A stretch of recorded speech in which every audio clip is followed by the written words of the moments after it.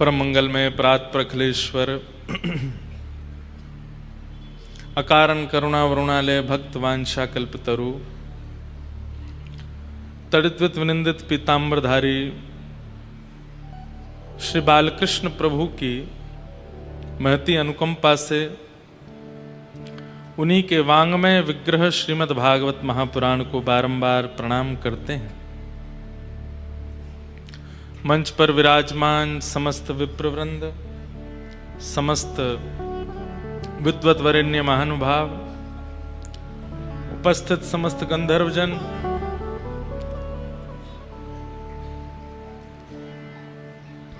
एवं कथा के निमित्त मात्र यजमान परिवार, एलन ग्रुप के समस्त परिवारीजन, मंधना परिवार, जिनके अथक प्रयास और सत्संकल्प से कोटा नगरी में पहली बार हमें आने का अवसर प्राप्त हुआ है।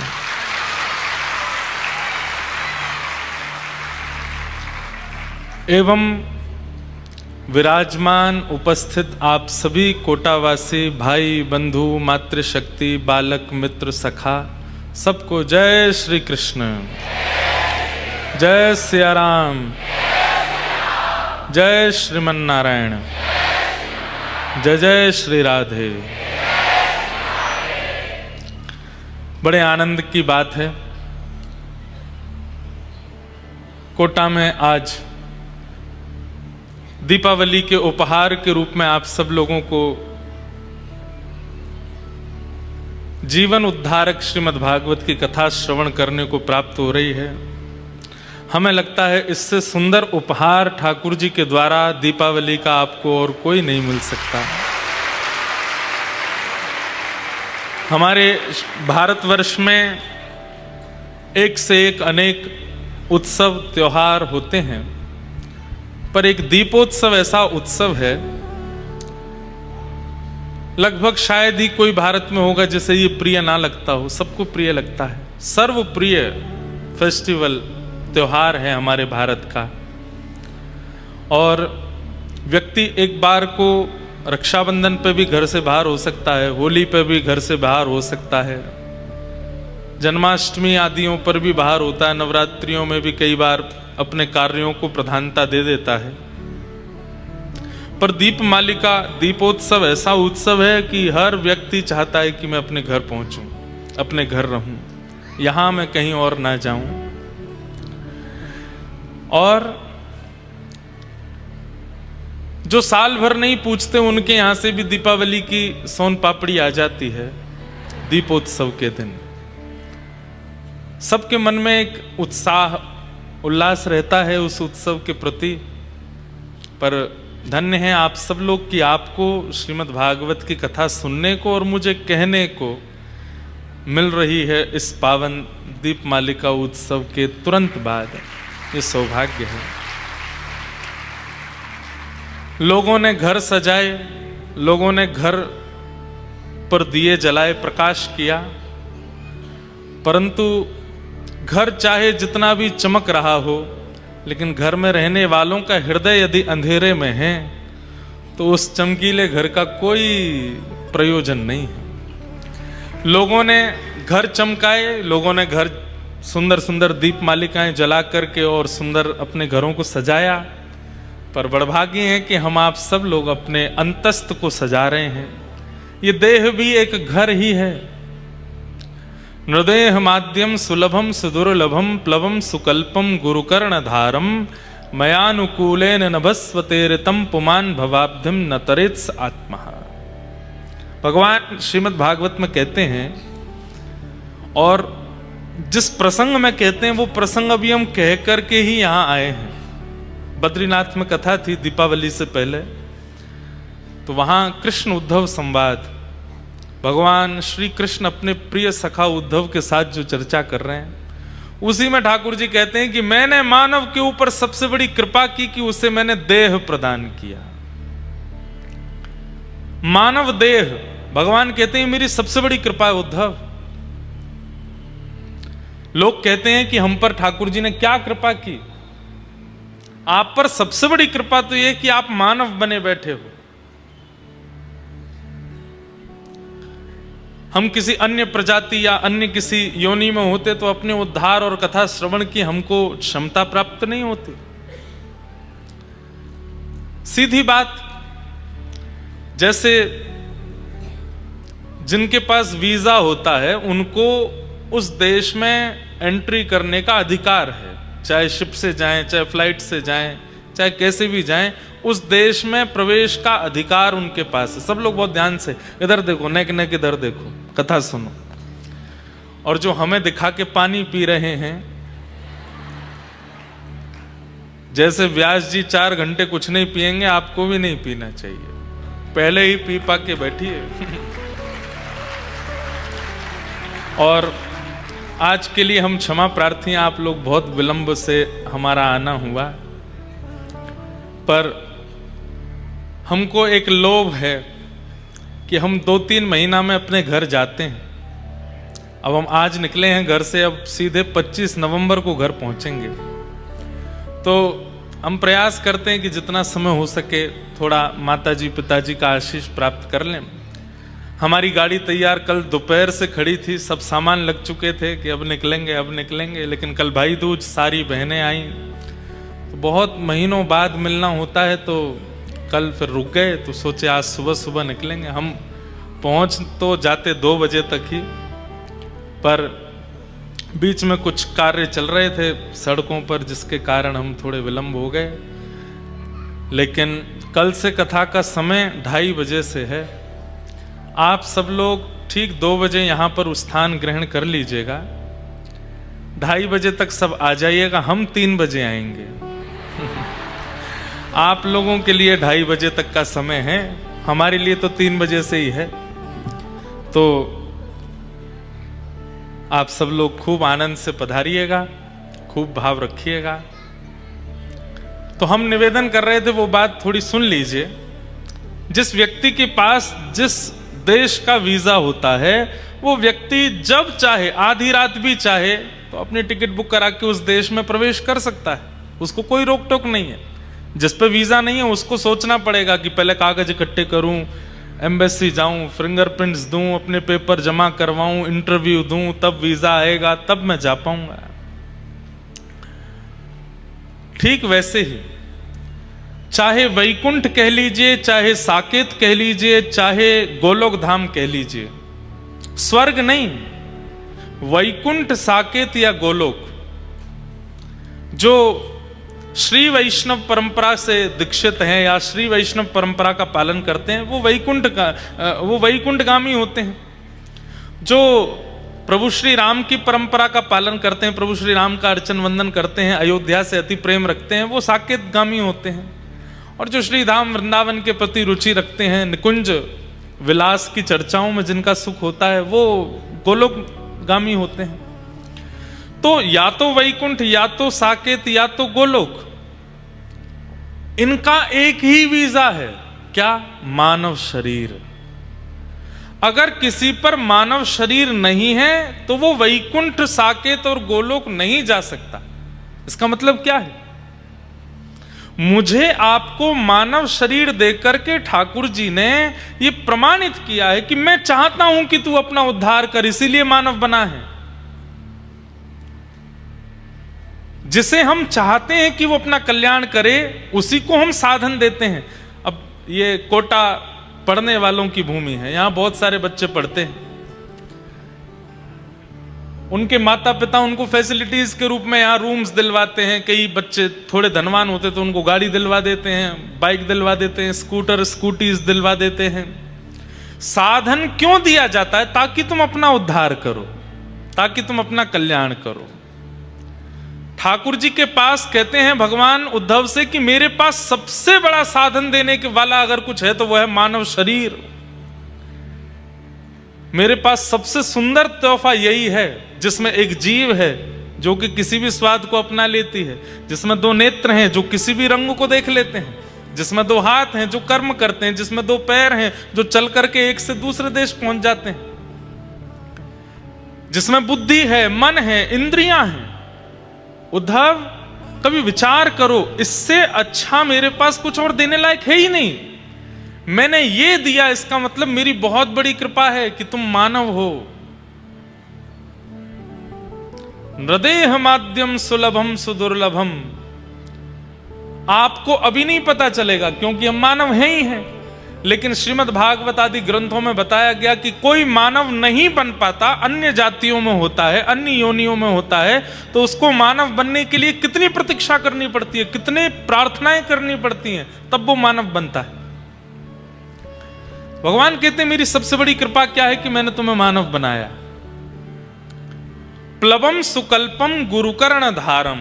और मानव बनने के बाद भी यदि जीवन में गुरु आ गए तो ठाकुर जी कह रहे हैं कि इसको तो और बड़ी कृपा मान लेना कि मैंने एक गुरु और दे दिए, कि मानव देह से क्या करना है, क्या नहीं करना, कब करना है, कैसे करना है, ये सब बताने वाले गुरु मिल गए। तो मानव देह मिले, भगवान की कृपा। मानव देह को समझाने बुझाने वाले एक ऐसे गुरु मिल गए, एक ऐसे मेंटोर मिल गए जिनकी बात आप कभी भी मान सकते हो। प्लवम सुकल्पम गुरुकर्ण धारम। और फिर भगवान कहते हैं मयानुकूलेन नभस्वतेरितम। मेरी प्राप्ति जिससे हो ऐसी अनुकूलताएं अगर जीवन में आ रही हैं तो ये मेरी तीसरी कृपा है। जैसे कि कथा होना, जैसे कि अनुष्ठान होना, जैसे कि वैष्णव दर्शन होना, मानव शरीर मिलना, गुरु का मिल जाना, और उसके बाद में भगवत प्राप्ति जिससे हो ऐसी अनुकूलताएं प्रकट होना।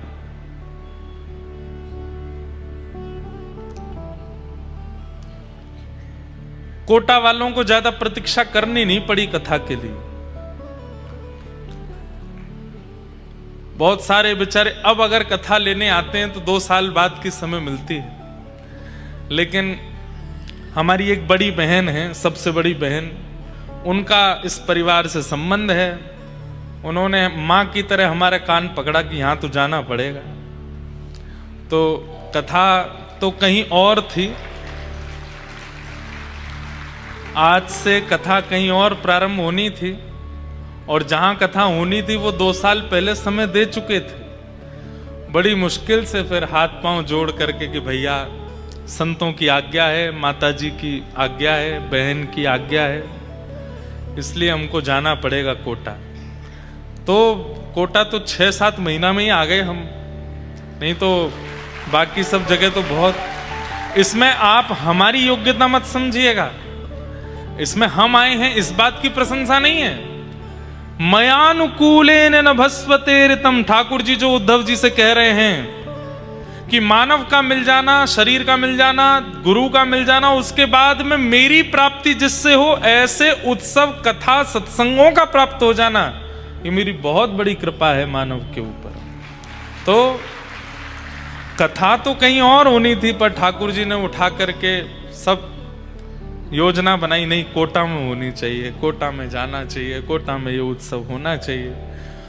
तो ये बहुत बड़ी कृपा है कि हम आप सब लोगों को मानव देह की उपलब्धि क्या है ये जानने के लिए कथा सुनने को मिल रही है, और वो भी दीपावली के अवसर पर मिल रही है।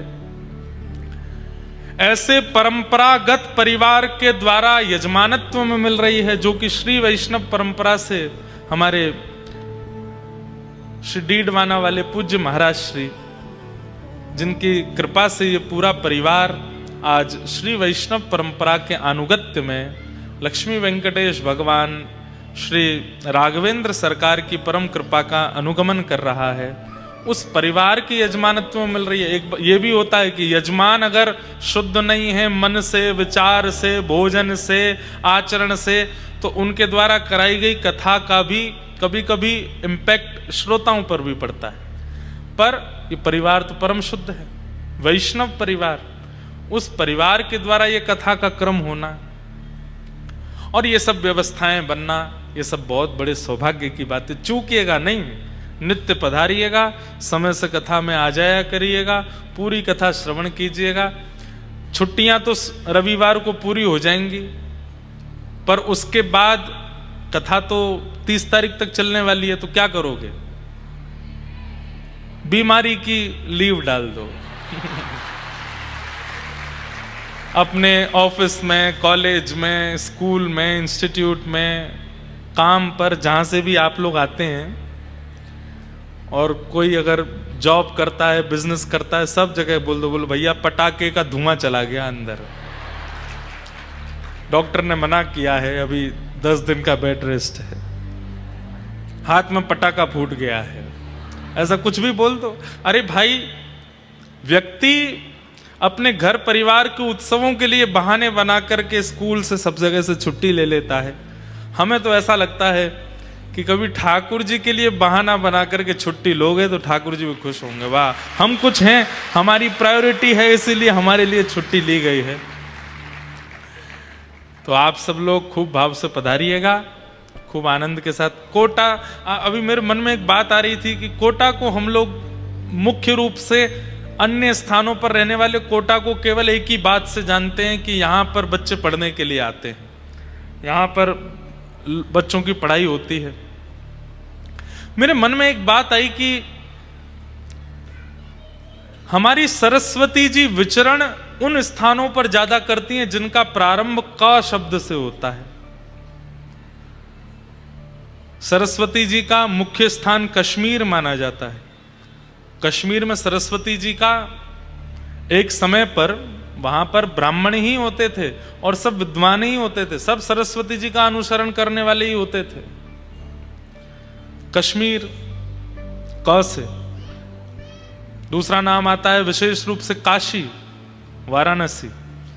काशी के विद्वानों की प्रधानता तो पूरे भारत में प्रसिद्ध है कि काशी के विद्वान हैं, काशी के विद्वान हैं।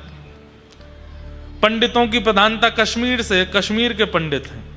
पंडित मतलब केवल ब्राह्मणों को पंडित नहीं कहा जाता, विद्वानों को पंडित ही कहा जाता था। संगीत में निष्णात है उसको भी पंडित कहते हैं, कला में निष्णात है उसको भी पंडित कहते हैं, विद्या में निष्णात है उसको भी पंडित कहते हैं। तो कश्मीर सरस्वती की भूमि, काशी सरस्वती की भूमि, और कालांतर में अब कोटा भी सरस्वती जी की भूमि है।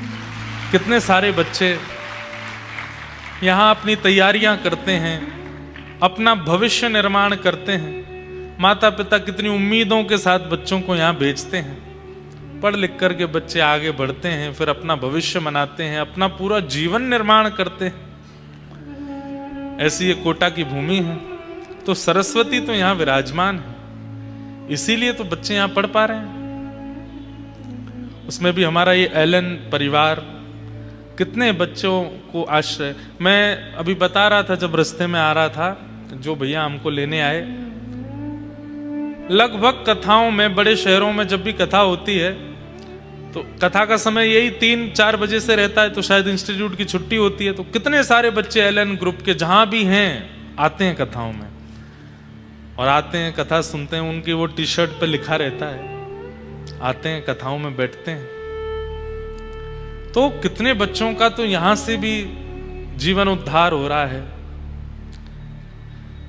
तो ये बहुत बड़े सौभाग्य की बात है कि ऐसे यजमान परिवार के द्वारा ये कथा आयोजित हो रही है, जो स्वयं विद्या देवी की आराधना करते हैं, स्वयं आचार्य परंपरा में सब श्री धारण करते हैं, श्री वैष्णव परंपरा का निर्वहन करते हैं। घर में ठाकुर जी की पद्धति की सेवा होती है, प्याज लहसुन आदि कुछ नहीं बनता है, इतनी शुद्ध पवित्रता रखते हैं।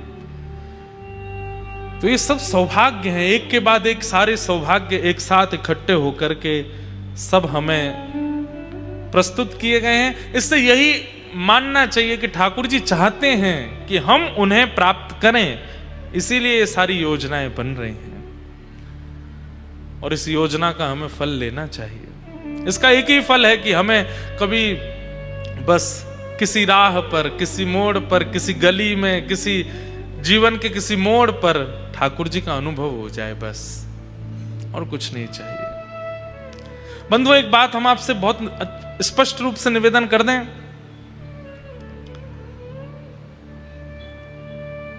व्यक्ति अपना एक जीवन जीता है ना, तो उसके मन में एक भाव रहता है कि मुझे किसको रिप्रेजेंट करना है। अपने पिता को दिखाना है, अपनी मां को दिखाना है, अपने पत्नी को दिखाना है, या अपने परिवार को दिखाना है, हमारी बात मान लीजिए, अगर कथा में आके बैठे हैं, मुख से श्री राधा नाम कृष्ण नाम कहते हैं, माथे पर उर्दपुंड लगाते हैं, वैष्णवों के दर्शन करते हैं, तो आज के बाद आपके रिप्रेजेंट के रूप में किसको रिप्रेजेंट करना है? ठाकुर जी को। मुझे उन्हें दिखाना है। मैं धन भी इसलिए कमाऊं कि ठाकुर जी को ये लगे कि भाई मेरे लिए कमाता है, मेरे उत्सव कर सके, मेरी प्राप्ति में आगे बढ़ सके, मेरी कथाएं का आयोजन करा सके। अपने जीवन में किसी के साथ भी अच्छा करते हैं, कुछ भी भला करते हैं, तो भी यही मन में रखिए कि ठाकुर जी देख रहे हैं, मुझे उनको दिखाना है, उनको बताना है।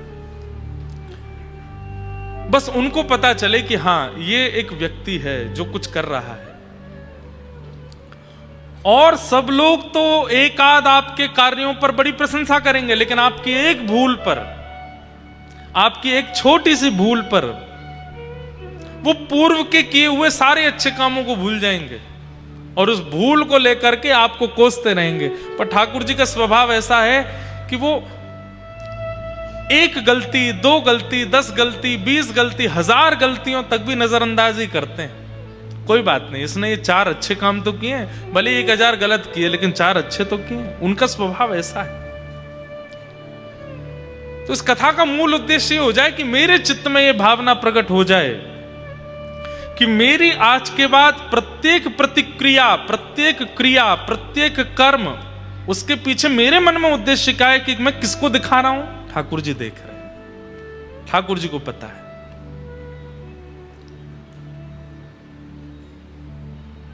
चाहे आप मर्यादावादी हैं, चाहे आप सत्यवादी हैं, चाहे आप भगवतवादी हैं, जो भी हैं, सबके पीछे उद्देश्य रखो कि मेरे ठाकुर जी देख रहे हैं, बस उनको पता होना चाहिए। यही जीवन चरित्र आपके पड़ोस में ही रही हैं मीराबाई, उनका जीवन चरित्र भी ऐसा ही था। सूरदास जी का चरित्र भी ऐसा ही था, रैदास जी का चरित्र भी ऐसा ही। सब भक्तों का एक ही उद्देश्य है, हमें और किसी को नहीं दिखाना, हमारे ठाकुर जी देख रहे हैं, उनको पता होना चाहिए मैं क्या पहन रहा हूं, क्या खा रहा हूं, क्या बोल रहा हूं, कहां जा रहा हूं, किससे मिल रहा हूं, किसके साथ कैसा व्यवहार कर रहा हूं। हर स्थिति में आप ये विचार रखेंगे कि ठाकुर जी को पता चलेगा तो उनको कैसा लगेगा। आपसे कभी पाप कर्म बनेगा ही नहीं, दूषित कर्म बनेगा ही नहीं। व्यक्ति पाप कर्म और दूषित कर्म क्यों कर बैठता है? क्योंकि उसके चित्त से यह बात निकल जाती है कि ठाकुर जी देख रहे हैं, ठाकुर जी को पता है। इसलिए अपने मन में विचार केवल ये करें, ठाकुर जी को सब पता है, ठाकुर जी देख रहे हैं, ठाकुर जी पूछेंगे तो मैं क्या उत्तर दूंगा। उस विचार से अपना जीवन जीना प्रारंभ कर दीजिए, हर दिन आपका आनंद में हो जाएगा।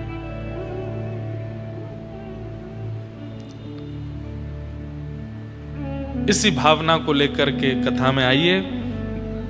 पहली बात, समय से आ जाइएगा। दूसरी बात, कथा से पहले ही आप लोग जलपान कर लीजिए, कहीं जाना है, आना है, किसी से बात करनी है, सब पहले ही कर लो। व्यास मंच पर व्यास जी आके बैठ जाएं, उसके बाद आप कुछ नहीं करोगे। उसके बाद तो केवल आप कथा सुनो। धन गया तो कुछ नहीं गया, समय गया तो कुछ गया, चरित्र गया तो बहुत कुछ गया, लेकिन ज्ञान ही चला गया तो सब कुछ चला गया। ये कथा मनोरंजन के लिए नहीं है। इस कथा का क्रम मनोरंजन के लिए नहीं हो रहा है, मनोमंथन के लिए हो रहा है। और मंथन से क्या होता है? मंथन से नवनीत प्रकट होता है। मंथन होता है दही का, तभी तो मक्खन प्रकट होता है। मक्खन माने नवनीत। और जब नवनीत प्रकट होता है तो श्री कन्हैया अपने कक्ष से स्वयं ही घुटमुन चल करके आते हैं उस नवनीत का हरण करने के लिए। तो इस कथा रूपी मथनी से आप सब श्रोता रूपी हृदय की दही का हम मंथन करने के लिए बैठे। इसलिए प्रेम से मंथन करवा लीजिए ताकि नवनीत चित्त में प्रकट हो और ठाकुर जी आकर के उसका हरण करें, ठाकुर जी आकर के उसका सेवन करें, भोग लगावें। फोन मत चलाइएगा, कर्ण पिशाचनी है इनका नाम। क्या नाम है? हाँ, कर्ण पिशाचनी। लोग बाग कहते हैं ना तंत्र मंत्र वालों के लिए कि इन पर कर्ण पिशाचनी है, इनके कान में कोई बोल देता है। सबसे बड़ी कर्ण पिशाचनी तो यही है। बंबई में क्या चल रहा है आपके कान में कोटा में आके बता देता है ये।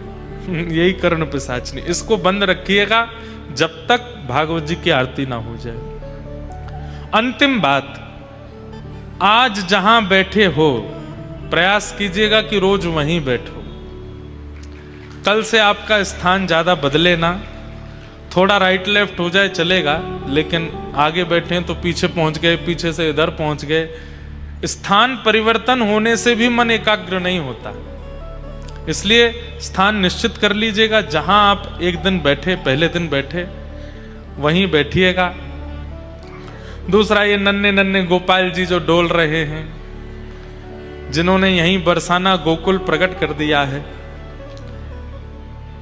इनके भी थोड़े थोड़े ध्यान रखिएगा। पता चली कोई गंभीर बात चल रही है तो आनंद करने दो, उनको रोकिएगा नहीं, पर थोड़ा ध्यान रखिएगा।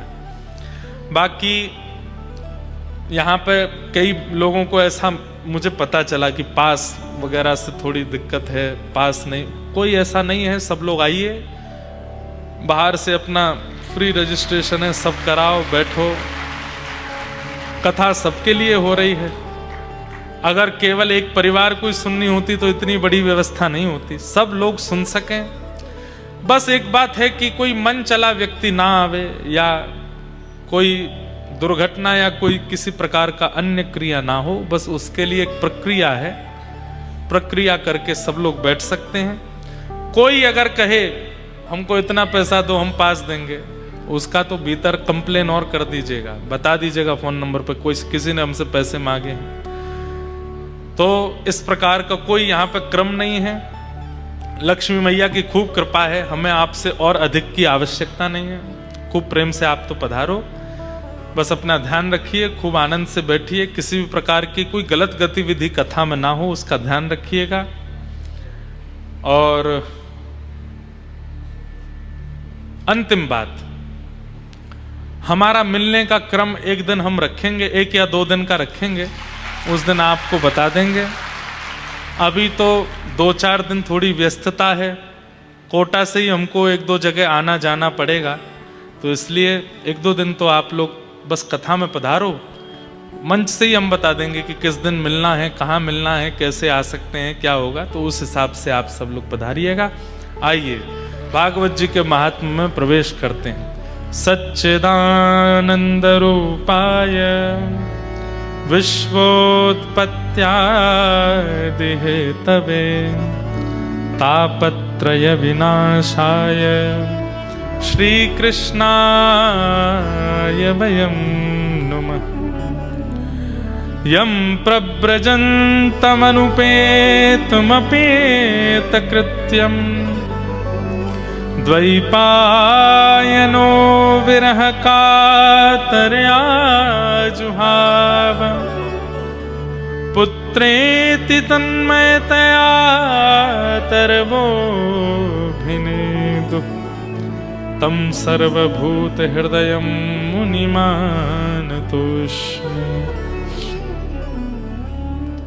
आज कथा का महात्म हम लोग सुनेंगे। प्रथम स्कंद से कथा कल से प्रारंभ होगी। महात्म मतलब महत्व। श्रीमद् भागवत जी का महत्व क्या है, उसका जो भी भाव है वो आज हम लोग श्रवण करेंगे। महात्म का पहला श्लोक है सच्चिदानंद रूपाय विश्वोत्पत्त्यादि हेतवे तापत्रय विनाशाय श्री कृष्णाय वयं नमः। बहुत सावधानी से सुनिएगा सब लोग। 3 रूप, 3 गुण, 3 कर्म, इनकी चर्चा प्रथम श्लोक में की गई।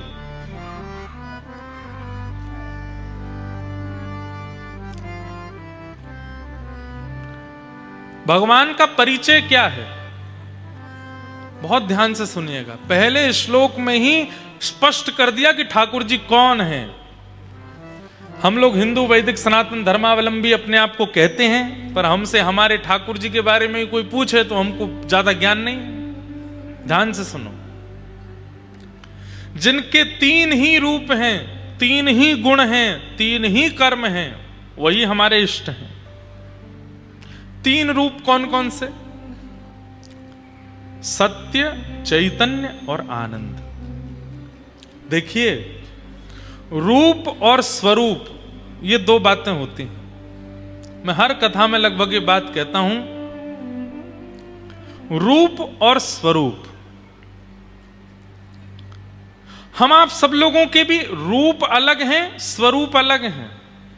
अभी आप लोग कथा में बैठे हैं, ये आपका रूप नहीं है, ये आपका स्वरूप है।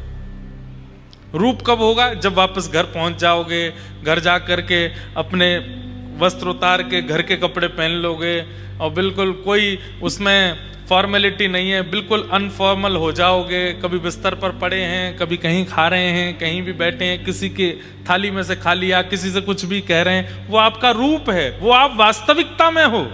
लेकिन घर से बाहर निकलते ही आप स्वरूप धारण करते हो। जो आप नहीं हो वो बनते हो। रूप और स्वरूप। भगवान के स्वरूप कितने हैं? भगवान के स्वरूप अनंत हैं। कभी वही सुदर्शन चक्र लेकर के आ जाते हैं, वे कभी गिरिराज जी का धारण कर लेते हैं, कभी मोर मुकुट वंशी वाले बन जाते हैं, कभी शेषनाग पर पड़ जाते हैं, कभी शंख चक्र गदा पद्म धारण करके चतुर्भुज रूप धारण कर लेते हैं, कभी कच्छप बन जाते हैं, कभी कूर्म बन जाते हैं, कभी मत्स्य बन जाते हैं, कभी वराह बन जाते हैं, कभी नृसिंह बन जाते हैं, कभी परशुराम बन जाते हैं। स्वरूप अनेक धारण करते हैं, पर रूप उनके तीन ही हैं, सत्य, चैतन्य और आनंद।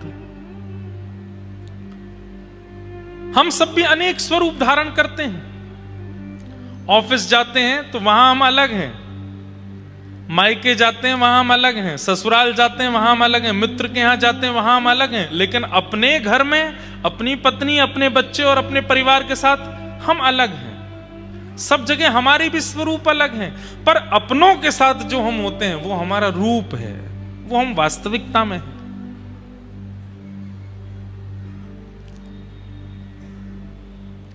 ठाकुर जी भी भक्तों की इच्छा पूरी करने के लिए अनेक स्वरूप धारण करते हैं, पर मूल रूप से चाहे नृसिंह हो, चाहे जगन्नाथ हो, चाहे मत्स्य हो, चाहे कूर्म हो, चाहे वराह हो, चाहे परशुराम हो, सबके अंदर वाले जो रूप हैं उनमें तीन ही हैं, सत्य, चैतन्य और आनंद। तो भगवान के रूप का सबसे पहला लक्षण क्या है? सत्य। ठाकुर जी सत्य हैं। आप किसी भी लीला को उठा करके ले आइए, चाहे कृष्ण रूप की लीला हो, चाहे राम रूप की लीला हो, चाहे नृसिंह रूप की लीला हो, उस पर आप प्रश्न चिन्ह उठा लीजिए कि ठाकुर जी ने ये काम कैसे कर दिया, ये तो हो ही नहीं सकता था। आप प्रश्न उठाइए, उनकी सत्यता पर प्रश्न उठाइए, लेकिन शास्त्र आपको प्रत्येक बात का उत्तर दे देगा कि ठाकुर जी असत्य नहीं है, ठाकुर जी सत्य ही हैं। इधर देखिए सब लोग, यहां देखो, वहां भी देख सकते हो, इधर भी देख सकते हो, पर देखते हमको ही रहना। हाँ भैया, चर्चा आती है चित्त में तो ये लगता है आपको समझ में आ जाए, तो हमारी दक्षिणा तो यही है। ठाकुर जी हमको और किस लिए कथा वक्ता बनाए हैं कि भाई तुम्हारी बातों से, तुम्हारी कथा से व्यक्ति को कुछ समझ आ जाए, ताकि वो बच जाए किसी गलत कार्य को कर। हम आपको सत्य बताएं, इतने लोग कथा में बैठे हैं, पर परिवर्तन 100 लोगों का ही होना है, और उन 100 में आप भी हो सकते हो, इसलिए ध्यान से सुनो। सबका नहीं होगा, ये बात हम पहले दिन ही कह रहे हैं। इस कथा के 7वें दिन 100 लोग ही बदलेंगे, पर उन 100 में आपका नाम हो, ये जिम्मेवारी आपकी होनी चाहिए कि मैं उन 100 में मैं भी हूं। इसलिए ध्यान से सुनो। कई लोग प्रश्न उठाते हैं कि प्रभु श्री राम ने सीता जी के साथ जो व्यवहार किया वो उचित नहीं था। हमारे हिंदू वैदिक सनातन धर्म में जिनको परमात्मा का स्वरूप माना गया, ऐसे प्रभु श्री राम कभी कुछ गलत कर ही नहीं सकते, वो सत्य स्वरूप हैं। पर आज भी कई लोग प्रश्न उठाते हैं, तो फिर वह त्याग की स्थिति क्यों बनी? एक व्यक्ति के कहने पर त्याग क्यों किया? अधिकतर आज के युवा मुझसे यही प्रश्न कर बैठते हैं।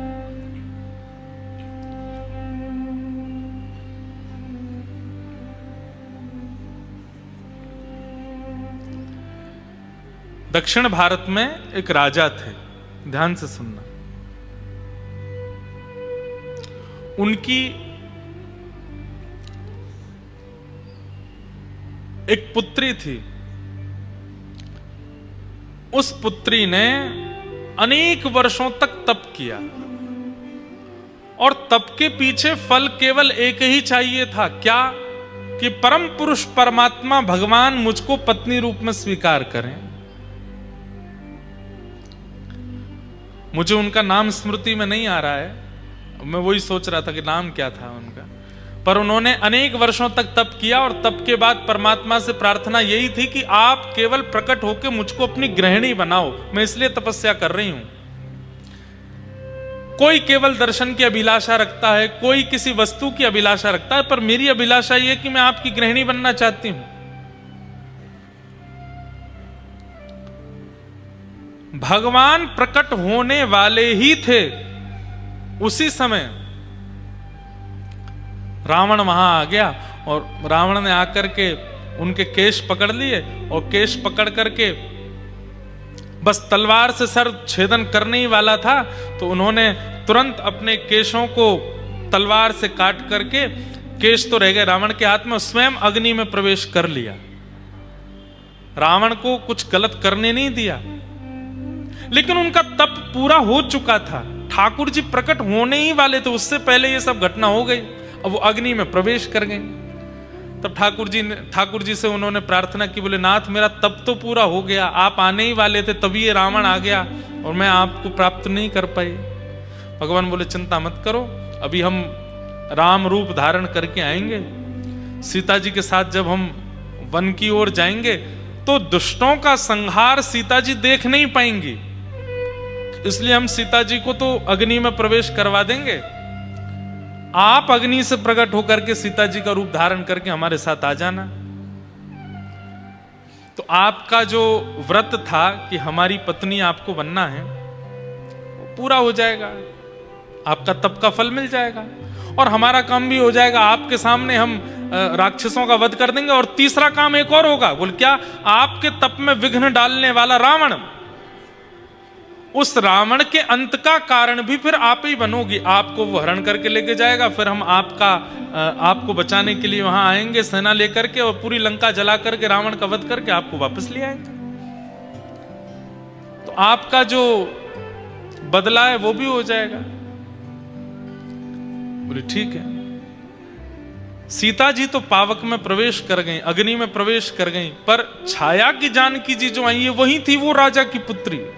जानकी जी का रूप धारण करके प्रभु श्री राम के साथ प्रकट हो गए। सब लीला हुई, आप सबको पता है। उसके बाद जब ये वापस लौट करके अयोध्या आ गए, अब राम जी तो एक पत्नी व्रती हैं, वो तो एक ही पत्नी को सर्वस्व मानते हैं। अब छाया की सीता जी जो हैं, उनको ये बात कभी कभी मन में होती है कि ये मेरी तरफ इतने भाव से देखते ही नहीं। मैं कहीं समीप बैठ भी जाती हूं तो ये थोड़ा सा खिसक जाते हैं, थोड़ा उठ के चले जाते हैं, कभी कोई चर्चा भी करते हैं तो नीचे नजर करके करते हैं। तब उन्होंने विचार किया कि हे प्रभु श्री राम, आप इस प्रकार का व्यवहार क्यों करते हैं? बोले कि देखिए, वास्तविकता मत भूलिए, हम मर्यादा पुरुषोत्तम है, एक पत्नी व्रती है, हमारी पत्नी तो पावक में है, अग्नि में है। आपकी तपस्या के कारण हम आपके साथ अभी सब निर्वहन कर रहे हैं। तब उन्होंने कहा कि तो फिर ये तो केवल आपने खाना पूर्ति की कि बस हमको पत्नी बना करके बैठा लिया है, ना तो हमारे प्रति आपका कोई भाव, ना आपके मन में कोई चिंतन, ना आप हमें देखते हैं, ना कुछ ऐसा। देवी अब क्या करें, हम तो मर्यादा पुरुषोत्तम हैं। तब वो सब लीलाएं हुई कि वे आश्रम चली गई, वहां लवकुश का जन्म हुआ, उसके बाद वो अग्नि में प्रविष्ट हो गई। पर उनके अग्नि में प्रविष्ट होते ही जो अग्नि में जानकी जी थी, वो पुनः आकर के श्री राघव जी के बगल में विराजमान हो गई हैं। और उसके बाद तो ठाकुर जी साकेत गमन कर ही गए।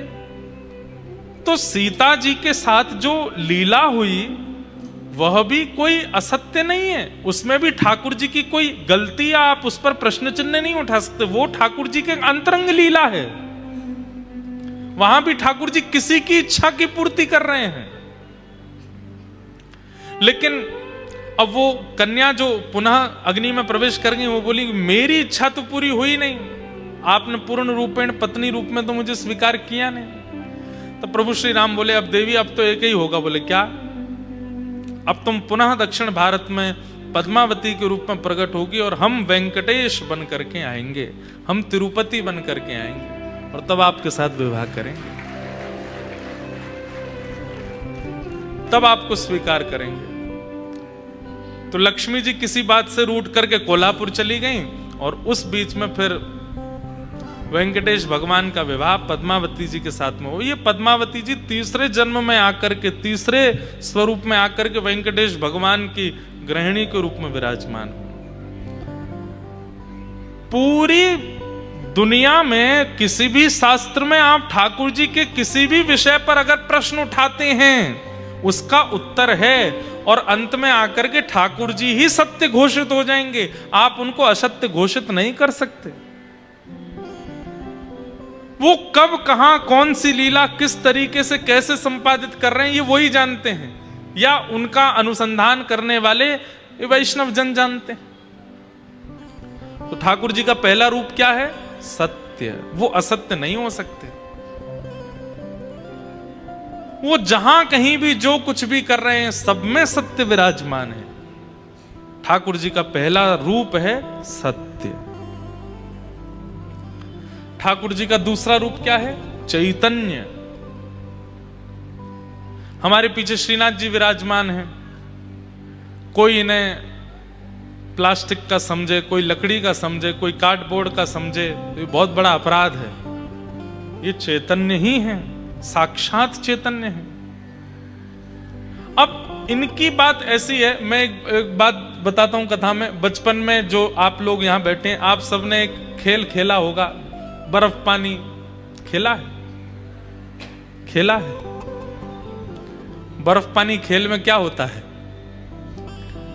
कि वो एक बालक उनमें से बोल देता है बर्फ, तो वो सब जैसे हैं वैसे ही खड़े रह जाते हैं। बाकी के बच्चे घूमते रहते हैं उसको छू करके पानी करने के लिए, तो वो पानी होता है।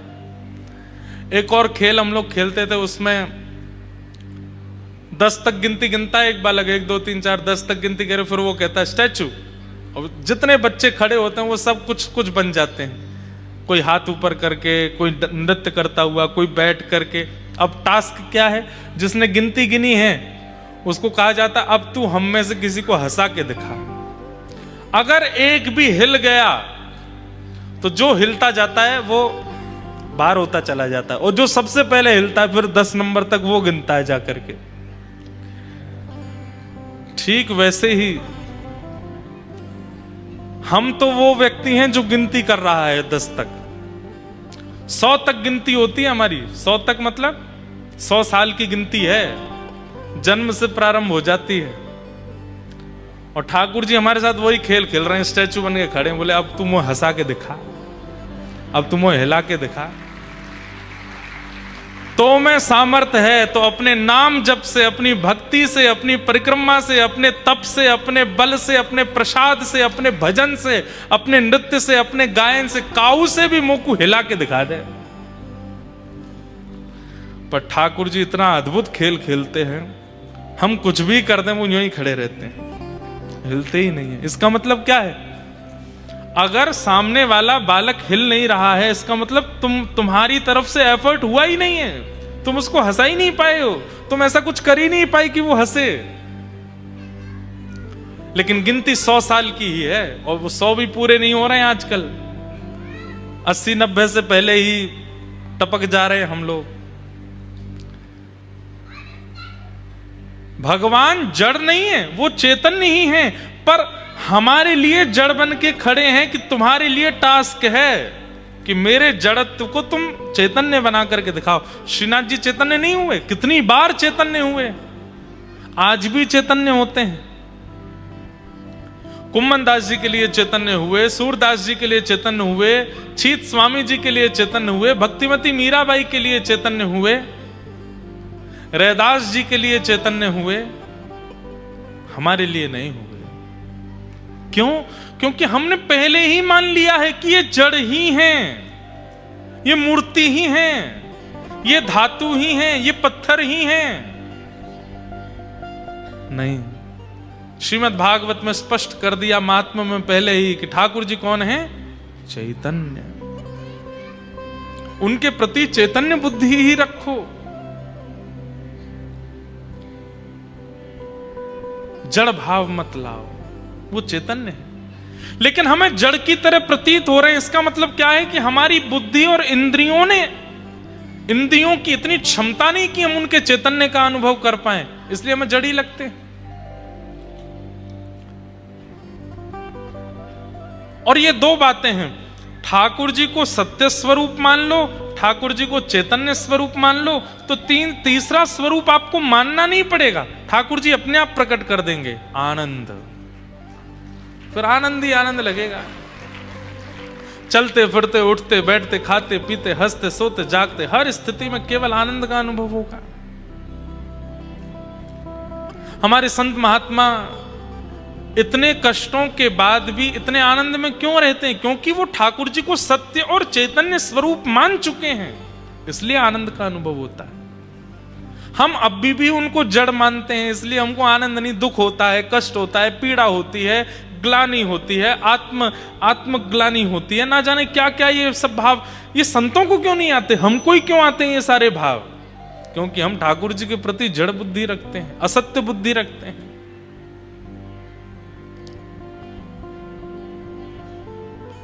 भगवान के तीन रूप हैं, सत्य, चैतन्य और आनंद। सच्चिदानंद रूपाय। और भगवान के तीन कर्म क्या हैं? विश्वोत्पत्त्यादि हेतवे, विश्व की उत्पत्ति करना, पालन करना और संहार करना। तापत्रय विनाशाय श्री कृष्णाय वयं नमः। तापत्रय विनाशाय, तीन प्रकार के ताप यानी कि कष्ट हम सबके जीवन में आते हैं, आदिदैविक, आदि भौतिक, आध्यात्मिक।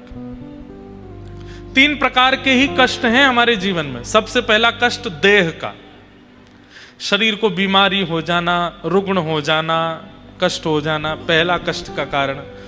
दूसरा कष्ट का कारण क्या है?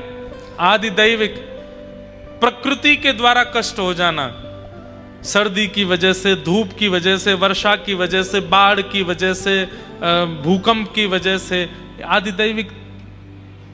और तीसरा कष्ट का कारण होता है अपनों की वजह से, मित्र की वजह से, पत्नी की वजह से, पिता की वजह से, बच्चों की वजह से, पड़ोसियों की वजह से।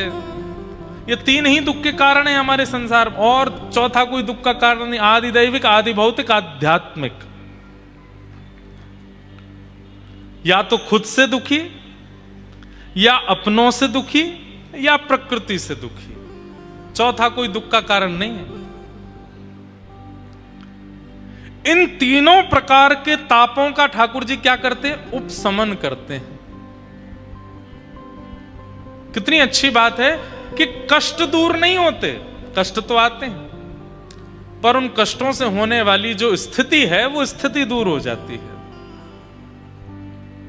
शारीरिक कष्ट होगा पर इतने विचलित नहीं होगे आप, अपने कष्ट देंगे पर विचलित नहीं होगे आप, प्रकृति से कष्ट मिलेगा लेकिन विचलित नहीं होगे आप।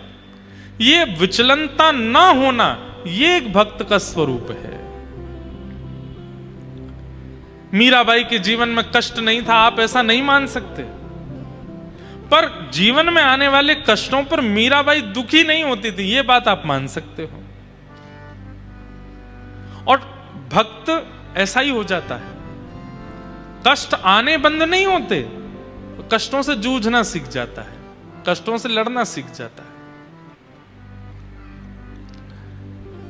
गैर भक्ति पथिक कैसा होता है, उसको नमक का भी अंदाजा होता है। वो नमक अच्छा नहीं है तो भी भोजन नहीं करेगा, बिस्तर अच्छा नहीं है तो सोएगा नहीं, कपड़े ब्रांडेड नहीं है तो पहनेगा नहीं। ये गैर भक्ति पथिक का स्वरूप होता है। पर भक्ति मार्गी व्यक्ति कैसा हो जाता है, भोजन चाहे जैसा भी हो, तन को खिलाना है ताकि वो स्वस्थ रहे, वो पालेगा। व्यवस्था चाहे जैसी हो, वो बैठ जाएगा, मुझे बैठना है। वस्त्र चाहे जैसे भी हो, तन ढकना है, पहन लेगा, ऐसी स्थिति में आने लग जाएगा। ये भक्त का स्वरूप होता है।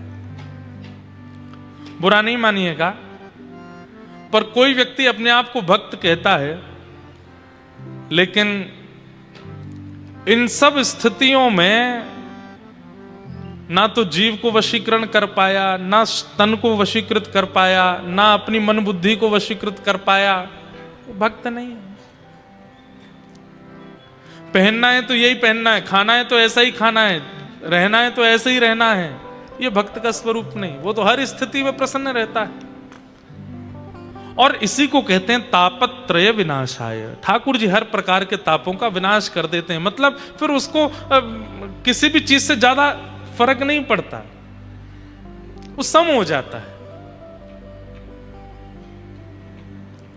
जहां ले चलोगे वहीं मैं चलूंगा, जहां ले चलोगे वहीं मैं। ये एक भक्त का स्वरूप है। वो ऐसा नहीं कहता कि मुझे 98% ही चाहिए, वो ऐसा नहीं कहता कि मुझे मुंबई में ही घर चाहिए, वो ऐसा नहीं कहता कि मुझे यूएस ही जाना है पढ़ने के लिए। वो कहता है कि नाथ प्रयास मैं कर रहा हूं, प्रयास मैं करूंगा, पर मेरे लिए जो उचित हो वो आप दीजिएगा, और आप जो देंगे उसमें मैं कुछ किंतु परंतु नहीं करूंगा, मुझे सब स्वीकार है। ये एक भक्त का स्वरूप होता है। वो अपनी जिद थोपता नहीं है ठाकुर जी के आगे जाकर के। जहां नाथ रख दोगे, जहां नाथ रख दोगे, जहां नाथ रख दोगे, जहां नाथ रख दोगे, ओ वहीं मैं रहूंगा, जहां ले चलोगे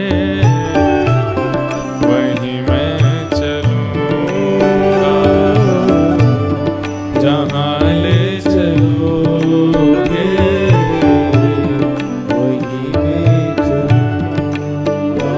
ओ ये जीवन समर्पित चरण में तुम्हारे, तुम ही मेरे सर्वस्व, तुम ही प्राण प्यारे। ये जीवन का ये समर्पित चरण में तुम्हारे, तुम ही मेरे सर्वस्व, तुम ही प्राण प्यारे। ओ ये जीवन समर्पित चरण में तुम्हारे, तुम ही मेरे सर्वस्व, तुम ही प्राण प्यारे। जीवन समर्पित चरण में तुम्हारे, तुम ही मेरे सर्वस्व, तुम ही प्राण प्यारे। ओ तुम्हें छोड़ कर नाथ, तुम्हें छोड़ कर नाथ, तुम्हें छोड़ कर नाथ, तुम्हें छोड़ कर नाथ, मैं किससे कहूँगा, जहाँ ले चलोगे वहीं मैं चलूँगा, जहाँ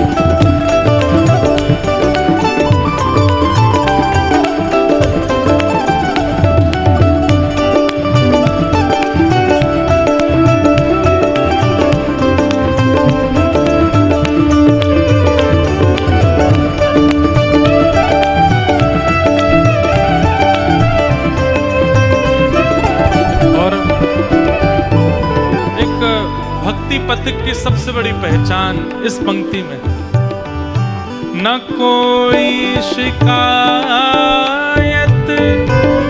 नहीं कोई अर्जी, कर लो करा लो प्रभु जो है तेरी मर्जी। न कोई शिकायत नहीं कोई अर्जी, कर लो करा लो जो है तेरी मर्जी। न कोई शिकायत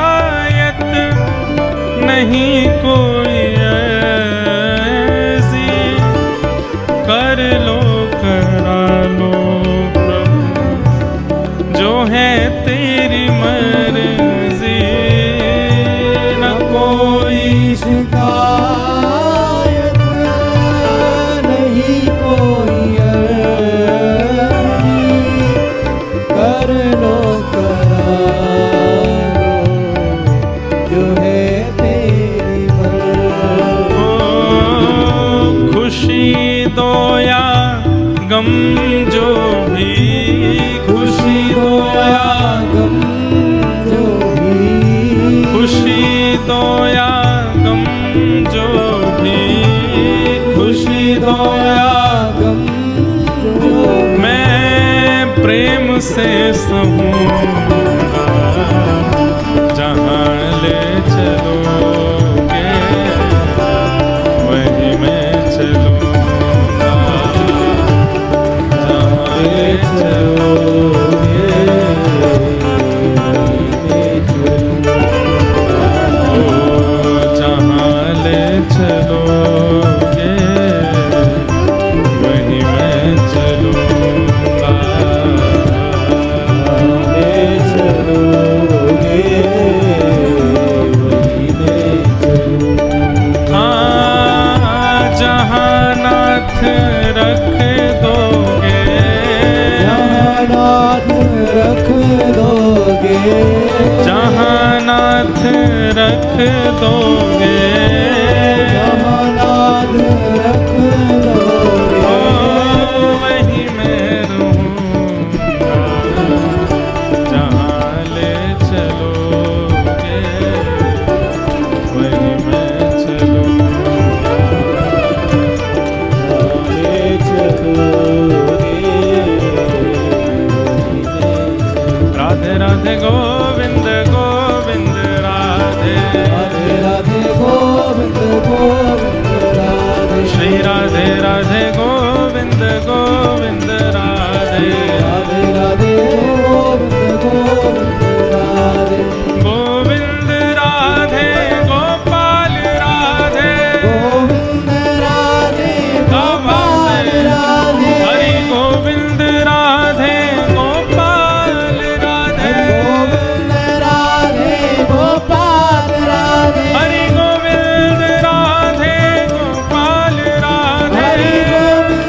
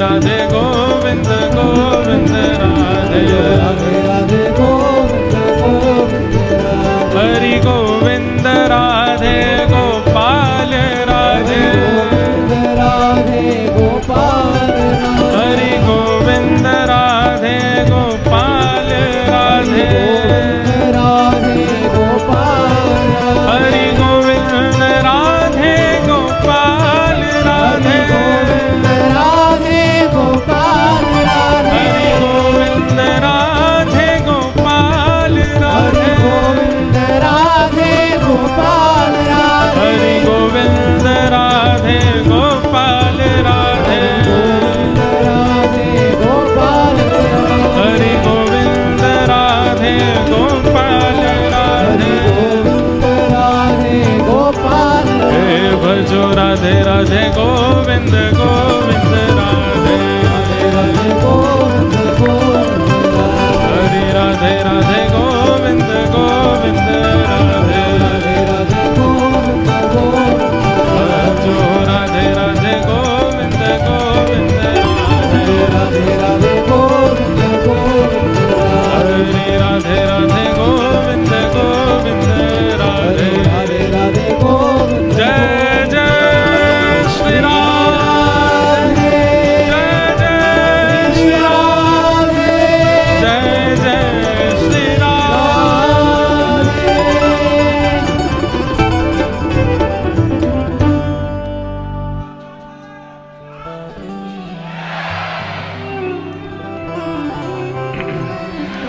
न कोई शिकायत नहीं कोई जी कर लो करा लो प्रभु जो है तेरी मर्जी खुशी दो या गम जो भी मैं प्रेम से सहूंगा जहां ले चलोगे वही मैं चलूं।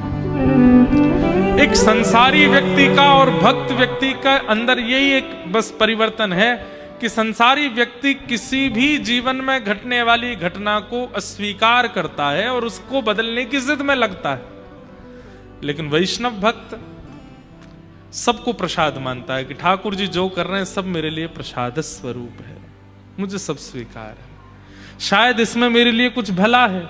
कोई व्यक्ति मिल रहा है तो ठाकुर जी ने भले के लिए जोड़ा है, कोई व्यक्ति बिछुड़ रहा है तो ठाकुर जी ने भले के लिए दूर किया है, मुझे रोग लगा है मैं स्वस्थ हूं या जो कुछ भी मेरे साथ हो रहा है सब ठाकुर जी की कृपा है।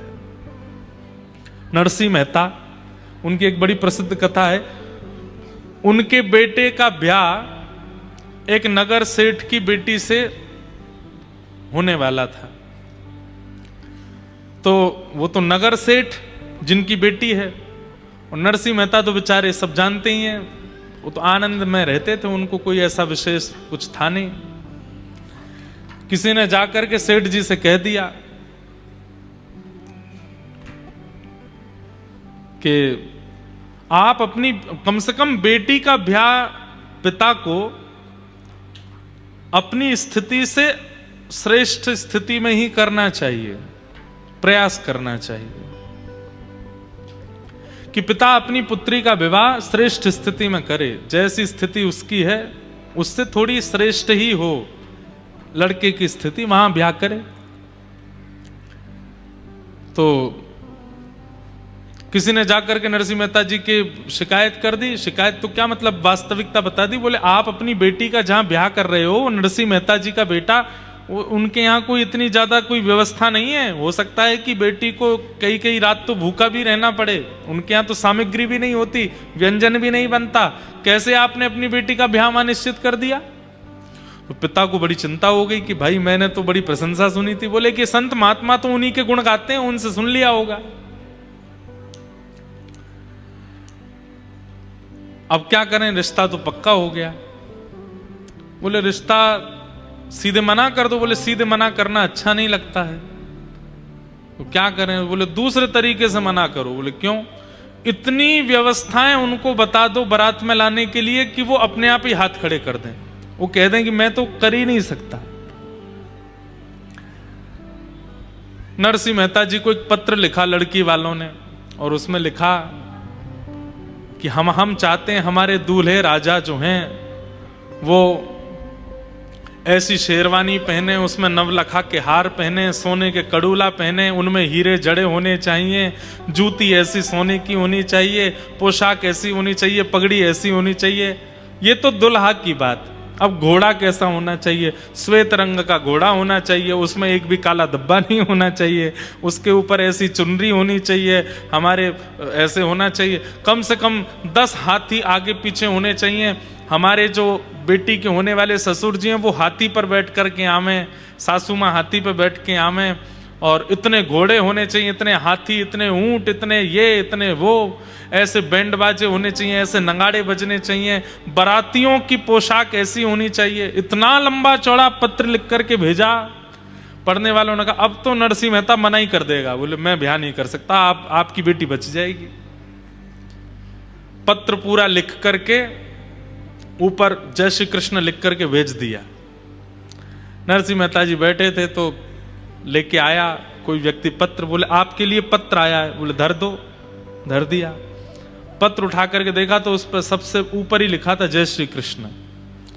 नरसिंह मेहता बोले ये मेरा पत्र नहीं है भाई, इस पर ठाकुर जी का नाम लिखा है, तो ठाकुर जी का पत्र, दूसरे का पत्र मैं पढ़ता नहीं, ये तो ठाकुर जी का पत्र है।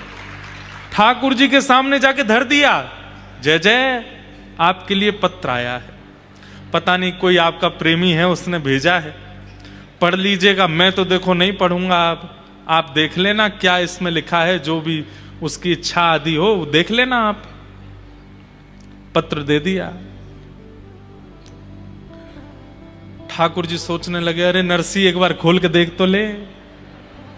लेकिन नरसिंह मेहता के चित्त में तो ऐसा समर्पण है, जय श्री कृष्ण लिख दिया, कहीं लिखा दिख गया तो वो वस्तु भी मेरी नहीं है, वो तो ठाकुर जी की है। ठाकुर जी भी रीझ गए, बोले वाह नरसिंह मेहता इतना समर्पण। अब जब पत्र ही हमको दे दिया है, कुछ देखा तो है नहीं इन्होंने, तो हम ही देखेंगे फिर। बेचारे एक मरासू घोड़ी थी, बिल्कुल मरने ही वाली थी, ऐसी स्थिति की तो घोड़ी आई, उस पर बेटा बैठा, पोशाक जो पहनी थी वो भी किसी से मांग करके लाए थे। कुछ बारातियों को इकट्ठा किया गया, उनमें भी आधे से ज्यादा तो अंधे थे, एक दूसरे का कंधा पकड़ के ही चल रहे थे, आगे वाला जहां जाता वहीं मुड़, ऐसी तो बारात। ठाकुर जी बोले अरे भैया दाऊ दादा देखो, जहाँ नरसिंह मेहता की जहां ब्याह हैरो है वहां से पत्र ऐसो आया और ये ऐसी बारात लेके जा रहा है। और वहां लड़की वाले क्या सोच रहे हैं कि इतने दिन हो गए नरसिंह मेहता ने मना भेजा नहीं है, इसका मतलब व्यवस्था कर ही ली होगी। इतने में क्या देखते हैं कि एक गली में से महाराज खूब सारे हाथी आ गए और लोग लेकर के आए। नरसिंह मेहता बोले भैया कहां से आए? बोले कि वो आप उन सेठ जी के यहाँ एक बार कीर्तन करके आए थे ना, उनको पता चला आपके बेटे की ब्याह है तो उन्होंने हाथी भिजवाए हैं कि आपकी बेटा की शोभा हाथियों से होनी चाहिए। फिर कहीं से कुछ ऊंट आ गए, कहीं से कुछ लोग जुड़ते चले गए। एक व्यक्ति आया, उसने दुल्हा को नीचे उतारा, बोले कि एक सेठ जी ने बढ़िया वाली पोशाक भेजी है, पहना दी। करते करते देख नरसिंह मेहता बोले अपने आप ही सब होता जा रहा, हम तो किसी को जानते नहीं, कौन से सेठ के यहाँ से हाथी आए, कहाँ से ऊंट आ गए, कहाँ से पोशाक आ रही है, सब व्यवस्था अपने आप होती जा रही है। बढ़िया ढोल नगाड़े बजाने वाले भी आते गए, सब व्यवस्थाएं होती चली गई।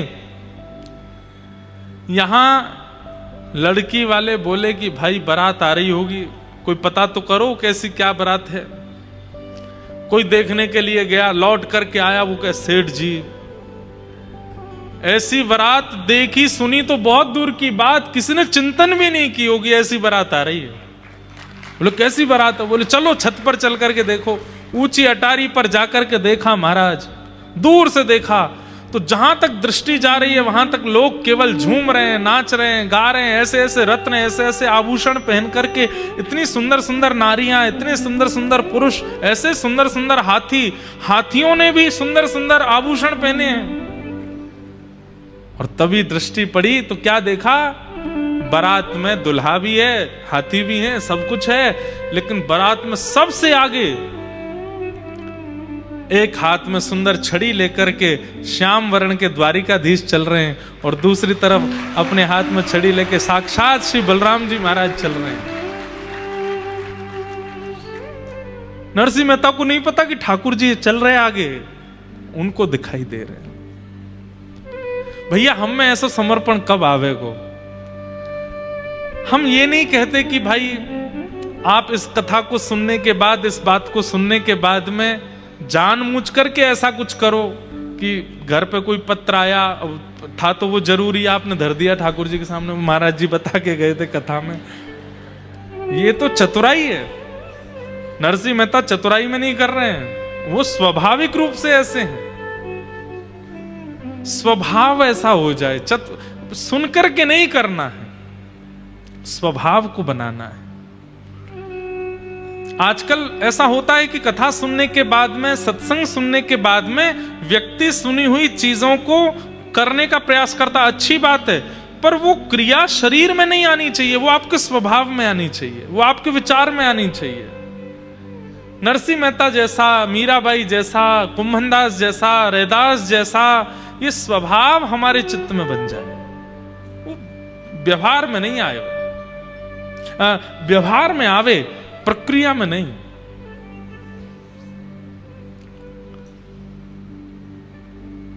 तापत्रय विनाशाय, जीवन में तो हर प्रकार की परिस्थिति ठाकुर जी देते हैं, लेकिन उस परिस्थिति में आपका रिएक्शन एक्शन क्या होता है उसको ठाकुर जी देखते हैं। इसलिए उस समय सावधान रहो। और विशेष रूप से जब विपरीत परिस्थिति आती है, जो आप नहीं चाहते वो जीवन में जब आता है, उस समय तो जितना हो सके धैर्य रखिए। बंधुओं, ये कथा, ये सत्संग, ये मैं फिर कह रहा हूं, ये उसी स्थिति की प्रैक्टिस कराई जा रही है। वो स्थिति जब आवे, क्योंकि आवेगी सबके जीवन में, बचेगा कोई नहीं, आवेगी। बस उस स्थिति में हम विचलित ना हो, परेशान ना हो, व्यथित ना हो। हम आपको कथा सुनाते हैं, सुनकर के ट्रेंड हो। हम खुद कथा कहते हैं, हम खुद जानते हैं कि मेरे जीवन में भी कभी ना कभी कुछ ना कुछ विषम परिस्थिति आ सकती है। उस विषम परिस्थिति में मुझे क्या करना है? जो मैं बोल रहा हूं वही करना है, प्रसाद मान करके स्वीकार करना है। ठाकुर जी का प्रसाद है। आप देखेंगे विशेष रूप से जिस व्यक्ति का बहुत उचित निर्माण ठाकुर जी को करना होता है ना, उसी व्यक्ति को बार बार गिराते हैं, बार बार उसके जीवन में कुछ विपरीतताएं लाते हैं। हाँ, वो व्यक्ति अगर हार मान जाए तो वहीं रह जाता है, लेकिन हार ना माने, बस लगा रहे, धीमे धीमे एक स्थिति पर पहुंच जाता है। आज जिनकी भी गाथाएं आप सुनते हो, चाहे वो धन में श्रेष्ठ हो, चाहे वो भक्ति में श्रेष्ठ हो, चाहे वो ज्ञान में श्रेष्ठ हो, उसके पूर्व जीवन को जब आप देखेंगे तो संघर्ष बहुत है। बिना संघर्ष के नहीं बना कोई। संघर्ष सबके जीवन में आता है, तन का, मन का, बुद्धि का, जीवन परिवारियों का, पर उस स्थिति में जो व्यथित ना हो, ठाकुर जी को वो प्रिय है। पूरी गीता में ठाकुर जी क्या समझा रहे हैं? अर्जुन को यही तो समझा रहे हैं, व्यथित मत होना अर्जुन, बस करते चलो। ऐसे श्री कृष्ण को हम बारंबार प्रणाम करते हैं, जिनके 3 रूप हैं, 3 गुण हैं और 3 प्रकार के दुखों से जो मुक्त करते हैं। श्री कृष्णाय वयम नमः। ऐसे श्री कृष्ण को हम प्रणाम करते हैं। भागवत जी के महात्म्य में हम जल्दी जल्दी थोड़ा सुना देते हैं, फिर कथा को विश्राम की ओर प्रथम दिन के सूक्ष्म भाव को करेंगे। 88,000 सौनकादि ऋषियों ने सूत जी महाराज से पूछा, भगवान इस कलिकाल में भगवत प्राप्ति का साधन क्या है? 10, 15, 20 मिनट थोड़ा और शांति से सुनिए। आज बहुत देर से लोग बैठे हैं, हमें पता है थोड़ा विलंब तो हुआ है, लेकिन पहले दिन थोड़ी हमको छुट्टी सी दे दो, हमें कहने दो थोड़ी देर तक। कल से हम समय से कथा का विश्राम। वैसे एक बात बोलें, कथा तो उसी दिन श्रेष्ठ मानो कि जिस दिन समय पार करके आगे तक चलती रहे। मैं भी बैठा रहूं, आप भी बैठे रहो, पता ही ना चले कि समय कब निकल गया। समझो कि उस दिन ठाकुर जी आए कथा में। तो सौनकादि ऋषियों ने सूत जी महाराज से पूछा कि भगवान, भगवत प्राप्ति का कलिकाल में साधन क्या है? श्रेयसाम यद भवेत् श्रेय पावनानां च पावनम् कृष्ण प्राप्ति करम सस्वत साधनम तद्वदाधुना। बहुत ध्यान से सुनिएगा। श्रेष्ठ से श्रेष्ठ, पवित्र से पवित्र भगवत प्राप्ति का साधन हमें बताइए। इस कलिकाल में कैसे मिलेंगे ठाकुर जी? ये प्रश्न किन्होंने किया? 88,000 सौनकादि ऋषियों ने सूत जी से किया।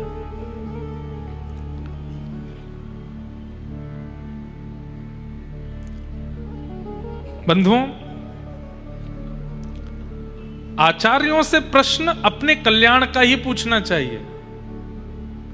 मेरा कल्याण कैसे होगा? धन कमा के होगा, ऐश्वर्य कमा के होगा, घर बना के होगा, सब सेटल करके होगा?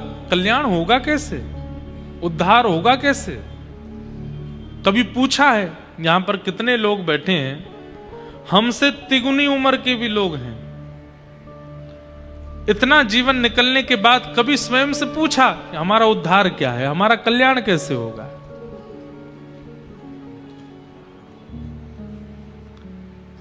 अपने कल्याण का साधन स्वयं से पूछिए। आद्य गुरु शंकराचार्य भगवान कहते हैं, को हम कस्त्वम कुत आयात को में जननी कामे तात। मैं कौन हूं, कहां से आया हूं, क्यों आया हूं? यह प्रश्न स्वयं से नित्य पूछा कीजिए। उद्देश्य क्या है मेरे जीवन का? धन कमाना उद्देश्य है तो दुनिया में बहुत लोग धन कमाते हैं। सुत दारा और लक्ष्मी पापी के भी होए, पापी भी धन कमाते हैं।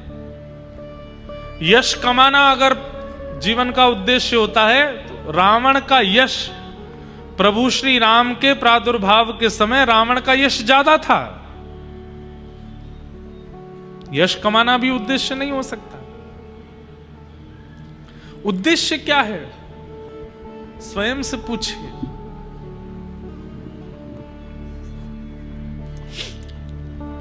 मेरे मायने में मानव का कल्याण क्या है? मैं अपने मायने में अगर बताऊं, अपने मन से अगर बताऊं, अपनी बुद्धि से अगर बताऊं, तो हरि प्रिय बनना यह मानव का कल्याण है।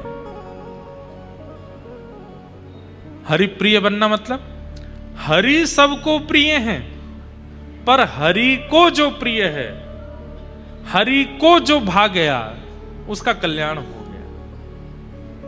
हम हरि प्रिय बने।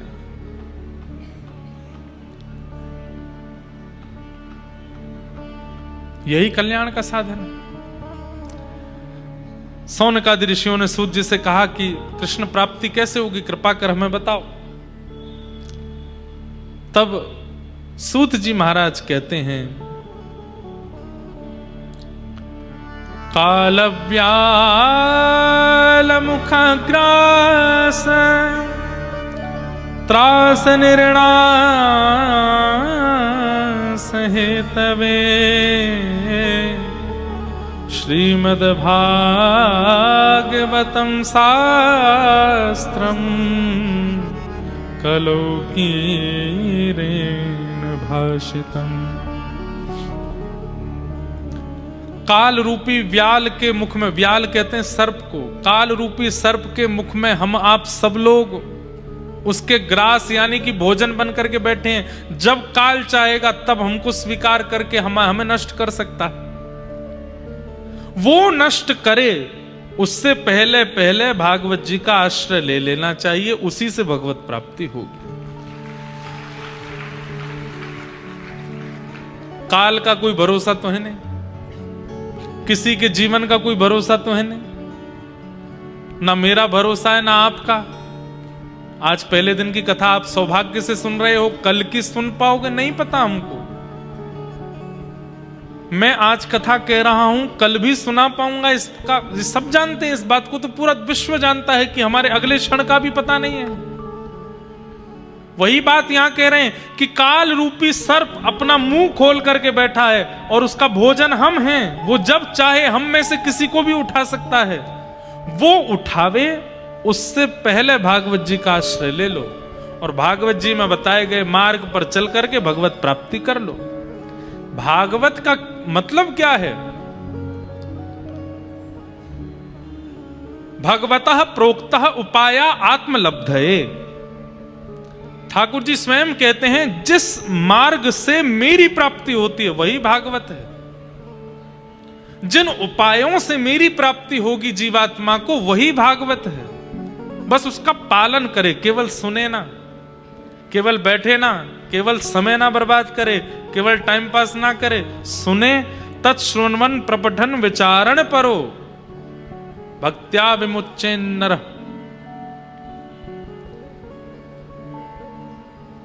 यही कलिकाल में भगवत प्राप्ति का साधन है। जब मिल जाए कथा सुनने को बस सुन लीजिए और सुन करके उसको जीवन में उतार लीजिए। बंधुओं एक बात और बताएं, मान लीजिए कि कोई आचार्य चरण या कोई कथा वक्ता कोई बात कहते हैं कि भाई ऐसा ऐसा जीवन होना चाहिए, आप बोलो मेरी लाइफ में तो ये संभव ही नहीं है, कभी नहीं आ पाएगा वो गुण आपके अंदर। लेकिन चाहे कितना कठिन नियम वो बता दें, कितनी कठिन परिस्थिति वो बता दें, आपने मन में विश्वास कर लिया कि ये मुझे जीवन में लाना है, तो व्यास मंच एक ऐसी स्थिति है। लाइव टीवी पर कथा सुनना, फोन पर कथा सुनना, लैपटॉप में सुनना वो एक अलग विषय होता है। पंडाल में बैठ करके सुनने का मतलब पता है? यहां पर वक्ता के द्वारा बताया गया नियम, अगर श्रोता ने मन बना लिया कि ये नियम मुझको लाना है, तो व्यासपीठ के सामने बैठ करके जैसे ही आप व्रत धारण करोगे, व्यासपीठ उस व्रत को निभाने की सामर्थ्य भी प्रदान करती है।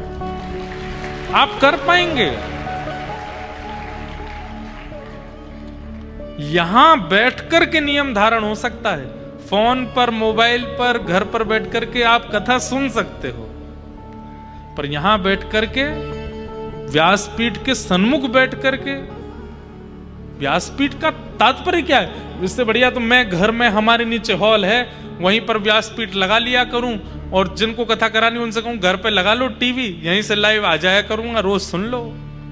पर हम वक्ता को अपने नगर में बुलाते हैं, व्यवस्था करते हैं, भागवत जी की शोभा यात्रा लेकर के आते हैं, अनुष्ठान में ब्राह्मणों को बैठाते हैं, पूजन करके, व्यास का तिलक करके, माला पहना करके तब व्यास मंच उनको सौंपते हैं। कुछ तो प्रभाव होता होगा इस पंडाल का, इस व्यासपीठ का।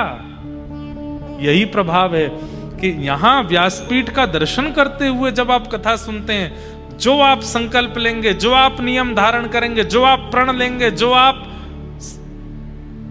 व्रत ले लेंगे, और जगहों पर या और स्थिति में करना दुर्गम हो सकता है, यहां सामर्थ्य भी मिल जाएगी, कर लोगे आप। इसलिए व्यासपीठ के सन्मुख बैठ करके सुनना ही बहुत बड़े सौभाग्य की बात है।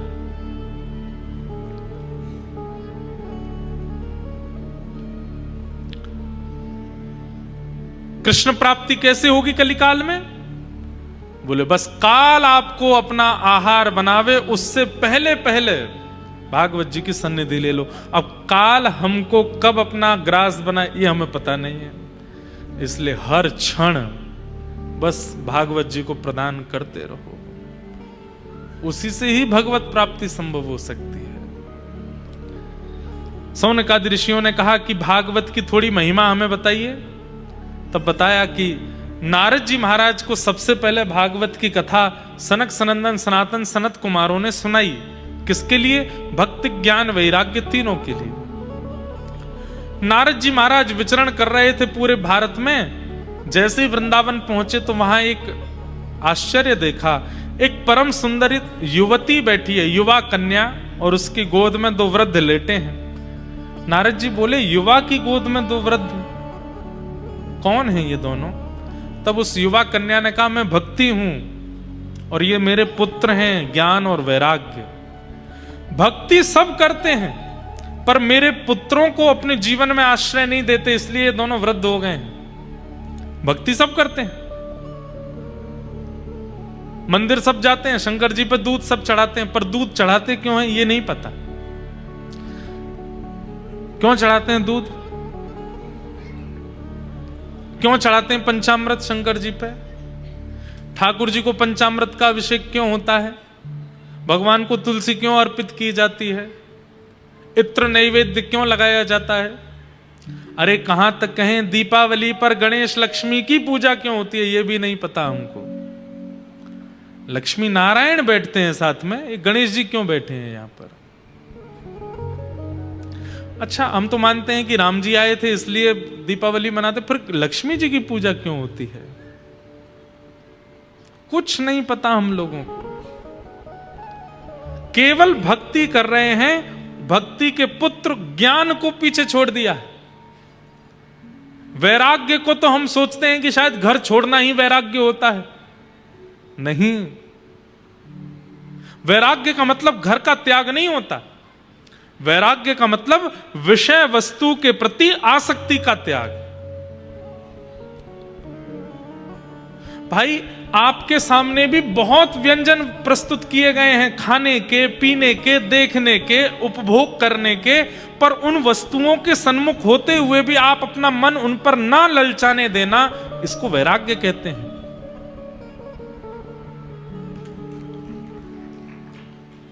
बात समझ आए तो ही ताली बजाना, नहीं तो नहीं। नहीं नहीं, हम ताली बजवाने के लिए नहीं बोल रहे, बात समझ आए तो ही।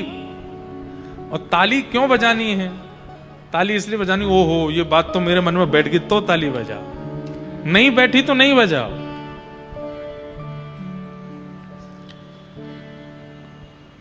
किसी व्यक्ति के सामने सब कुछ रख दिया गया, खाने की भी वस्तु है, देखने की भी वस्तु है, स्पर्श की भी वस्तु है, उपभोग की भी वस्तु है, वासना की भी वस्तु है, सब कुछ सामने है, लेकिन सब कुछ सामने होते हुए भी अपने मन पर वशीकृत करके हुए बैठा है, ये वैराग्य है। कई बच्चे आते हैं कथा में, और वो उन बच्चों से जब पर्सनली मिलो तो वो लोग कहते, मैं कहता हूं अच्छा कुछ गलत तो नहीं करते यूनिवर्सिटी कॉलेज में। नहीं महाराज जी हम तो नहीं करते। सही सी बताओ, कसम है तुमको।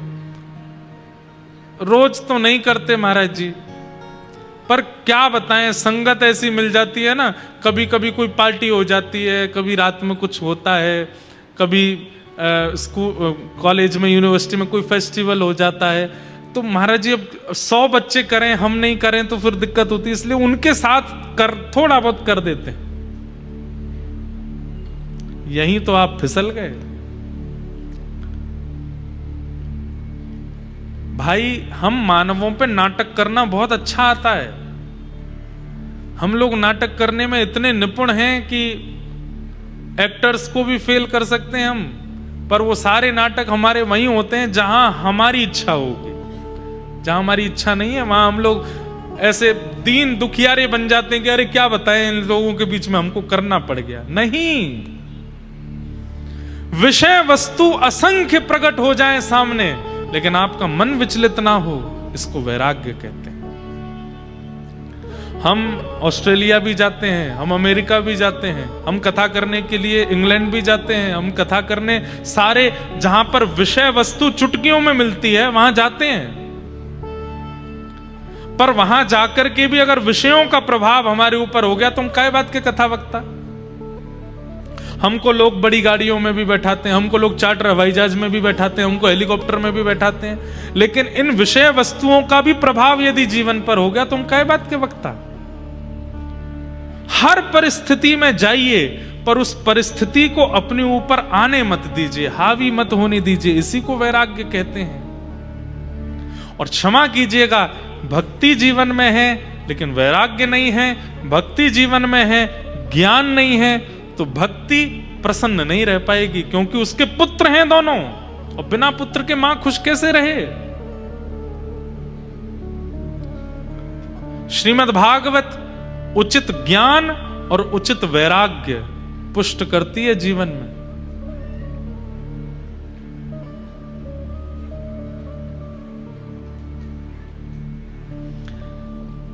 इसलिए ज्ञान वैराग्य वृद्ध पड़े हैं, क्योंकि हम लोग केवल भक्ति को चुनते हैं। नासय रोग हरे सब पीरा, जपत निरंतर हनुमत बीरा, संकट ते हनुमान छुरावे, मन क्रम वचन ध्यान जो लावे, सब पर राम तपस्वी राजा, तिनके का सकल तुम साजा। आगे बोलो। और मनोरथ जो कोई सोई अमित जीवन, चारों युग प्रताप तुम्हारा, साधु संत के तुम रखवारे, असुर निकंदन, अष्ट सिद्ध नवनित के दाता अस्वर दीन, जय जय जय हनुमान गुसाई। सबको याद है, पर इसका अर्थ नहीं जानते।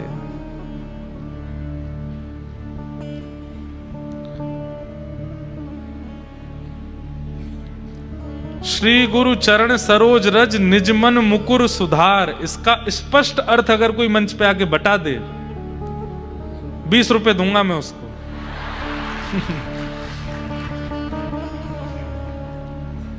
2000 चाहिए क्या आपको? जानते होंगे कई लोग, मैं मना नहीं करता, नहीं पता हमको। लक्ष्मी प्रकट हुई हैं समुद्र मंथन से दीप मालिका के दिन, इसलिए लक्ष्मी की पूजा होती है। लेकिन गणपति साथ में इसलिए हैं क्योंकि गणपति बुद्धि प्रदायक हैं। लक्ष्मी अगर बिना बुद्धि के आ जाएगी तो हम लोग उसको कहीं भी खर्च करेंगे, कहीं भी व्यय करेंगे, उल्टा सीधा अपने किसी भी विषय वासनाओं में, अपने किसी भी मनोरंजन में, किसी भी ऐश्वर्याराम में खर्च करेंगे। इसलिए गणेश जी की पूजा साथ में होती है कि हे गणपति, ये लक्ष्मी जीवन में आवे, आप बुद्धि देना कि इनका कहां व्यय करना चाहिए, कैसे इनको रखना चाहिए, कहां इनको, इनसे, इनके द्वारा हमारे जीवन में कोई विघ्न ना हो जाए। क्योंकि लक्ष्मी अतीत में आती है तो फिर व्यक्ति सोचता है कहीं भी लगाओ, कुछ भी करो, जीवन के जितने विषय हैं सब जीवन में आने चाहिए। इसलिए गणेश जी की पूजा होती है कि हे गणेश जी, आप मेरी बुद्धि को, आप मेरे मन को, आप मेरे हाथों को, मेरे कानों को वशीकृत करके रखना, कहीं अति लक्ष्मी आने पर मैं विचलित ना हो जाऊं। गणेश जी की पूजा होती है। बिना ज्ञान के, बिना वैराग्य के अगर आप भक्ति मार्ग चुनेंगे, भक्ति प्रसन्न नहीं रह पाएगी। इसलिए वो ज्ञान नहीं चाहते हम जो रावण के पास है, वो वैराग्य नहीं चाहते हम जो जड़ भरत को हुआ है। हमें वो ज्ञान और वो वैराग्य चाहिए जो व्रज की गोपियों के पास है। वैराग्य है तो ऐसा है कि 6 किलोमीटर दूर मथुरा में कृष्ण हैं, फिर भी मिलने नहीं जाती हैं। और ज्ञान है तो ऐसा है कि वृष्णि नाम प्रवरो मंत्री, कृष्णस्य दैतस् सखा, शिष्यो बृहस्पतिर साक्षात उद्धव, बृहस्पति का शिष्य, जिसकी लच्छेदार वाणी जब निकलती है तो श्री कृष्ण भी सुनते हैं। उस उद्धव को 6 महीने तक बोलने नहीं दिया ब्रज की गोपियों ने। ज्ञान हो तो ऐसा, वैराग्य हो तो ऐसा, त्याग हो तो ऐसा कि अपने प्राण प्रिय श्री कृष्ण को, अगर विश्व उद्धार करने के लिए श्री कृष्ण का मथुरा जाना जरूरी है तो गोपियां अपने प्राण श्री कृष्ण का त्याग कर देती हैं। भगवान श्री कृष्ण अपनी इच्छा से मथुरा नहीं गए, गोपियों ने भेजा है हमारे उद्धार, हमारे कल्याण के लिए। जब अक्रूर जी ने कह दिया कि अगर कृष्ण केवल वृंदावन में रहेंगे तो आपका उद्धार होगा, लेकिन ये यहां से निकल के बाहर जाएंगे तो पूरे ब्रह्मांड का कल्याण होगा, तब गोपियों ने कहा ठीक है, अगर हमारे प्राणों के हमसे दूर जाने से विश्व का कल्याण होता है तो ले जाओ। कृष्ण नहीं गए हैं, गोपियों ने भेजा है कृष्ण को, जाइए गीता का ज्ञान प्रवाह कीजिए, जाइए उद्धव गीता को प्रकट कीजिए, जाइए अपने ब्रह्म ज्ञान से पूरे विश्व का कल्याण कर दीजिए। नहीं तो गोपियां अगर आंख भर के ठाकुर जी को देख लेती और कहती खबरदार वृंदावन से एक पैर भी बाहर आगे रखा तो। रसखान कहते हैं ताही अहीर की छो हरिया, छचिया भरी छाछ पे नाच नचायो। छचिया किसको कहते हैं? हाथ ऐसे करो, ये बीच में जो गड्ढा बना ना हाथ में, इसको छचिया बोलते हैं। क्या बोलते हैं? इसमें छाछ भर लो, कितनी छाछ रुके कि यहां बीच में बस रुक जाए, इतनी छाछ के पीछे, इतनी छाछ हाथ में लेकर के गोपियां कहती लाला पिएगो? ठाकुर जी के यहां पीऊंगो, पहले नाच के दिखा। त्रिलोकीनाथ ब्रह्मांड नायक जिनकी भ्रकुटी टेढ़ी करने से भूचाल आ जाता है पृथ्वी पर, वो छचिया भर छाछ के लिए गोपियों के आगे नाचते हैं। ये रसखान कह रहे हैं। गोपियां अगर कह दें श्री कृष्ण को मथुरा नहीं जाना है, कितने भी बड़े परमात्मा हो नहीं जा सकते थे, गोपियों की इच्छा से ठाकुर जी गए।